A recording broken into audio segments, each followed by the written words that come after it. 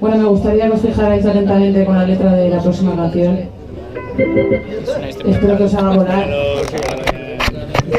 Ya que si adivináis a qué animal hace referencia. Por si no entendéis la letra, me refiero.